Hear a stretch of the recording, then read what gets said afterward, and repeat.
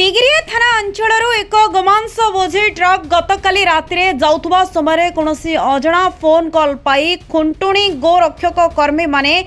अनिल बेहरा एवं तपन प्रधान नेतृत्व में 55 नंबर जातीय राजपथर खुंटुणी ठारे संपृक्त गाड़ी नंबर MH26B 9460 को अटकाइबा पई चेष्टा करथिले। तेबे संपृक्त गोमांस बोझी ट्रकर चालक सेमानंक उपरे ट्रक चपाई खसी पलाई जबाकू उद्यम करिथिला। गोरक्षक संघर सभ्य माने उक्त ट्रक पिछा करी रास्ता को अन्य एक ट्रक द्वारा अवरोध करी गोमांस बोझई ट्रकर चालक हेल्पर को काबू करी खुंटुणी थाना को खबर देथिले। थाना अधिकारी संपृक्त गोमांस बोझई ट्रक को जबत करी चालक एवं हेल्पर को अटकाइथिले। मजिस्ट्रेट उपस्थित में मांस गुड़िक गात खोली पोती दि जाइछि। प्रकाश थाउ कि तिगिरिया अंचलर किछि निर्दिष्ट लोके राजनैतिक पृष्ठपोषकतार दीर्घ वर्ष है यह बेआईन गोमांस व्यवसाय करि आसुछन्ति। नरसिंहपुर ठारू समस्त थाना सहयोग में कोलकाता आंध्र प्रदेश आदि अंचल को गोमांस चालाण करुछन्ति। थाना गुड़िक व्यापक अर्थ लोभरे संपृक्त गोमांस व्यापारी को सुरक्षा देउछन्ति। काली राति आज्ञा आमको किसी बड़ भाई मैंने खबर देले कि तुम गाँ खुंटुणी गाँ NH55 उपर गोमांस जाऊँगी गोरु गाड़ी जाऊँगी आम कि भाई मैंने आम गोरक्षक भाई मैंने आम एकाठी होलु राति 12 में एकाठी होलु एकाठी फल गाड़ी की आम अटक चेष्टा करूँ सी कौन करमको माने आम ऊपर को चढ़े देवाक चेष्टा कर पूरा जीवन को माने पूरा आम बाजी लगे कष्टे मष्टे की गाड़ी की अटकईदेलु गाड़ी की अटकईदेला फल खोलिला बेलू देखला गो गो गोमाता ना भितर केवल गोमांस अच्छी। कुमार बेहरा ग्राम खुंटुणी आमको काली राति 12टा ରୁ 1ଟା भितर खबर आसला गो चालन होउची बोली आमे आमर जो गो रक्षकर सब भाई माने मिसिकी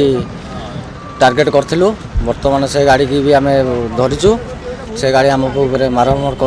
अत्याचार करथिला आक्रमण करथिला जहाँकि आमे गाड़ी शेष में धरिचु। यह खबर पाई आमर बड़ भाई परेश साहू आउ गाँवर समिति सभ्य गगन बिहारी प्रधान आसी उपस्थित होती आखि सामने आम गाड़ी खोलिकी देखला बेलू गोमांस सप्लाय हो जहाँकि कालकाटा को सप्लाय होता। आम तो ये जिनस सकाल हेले आम जाइलु आमर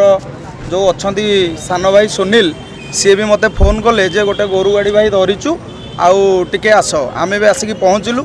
आम आज्ञा जहाँ देखिलु आमको निजको बहुत दुख लगुच माने कष्टदायक जिनस जोटि कि माने देखु टन टन दरिया जो गोटे गाड़ी लोड होती आपण मैंने तो भिजुआल देखुवे से जो गोरु आम जहाँ को आम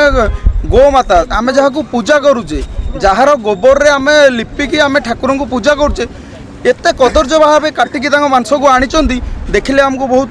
कष्ट भी लगुच किंतु तापर भी गोटे क्वेश्चन उठुची कौन देखु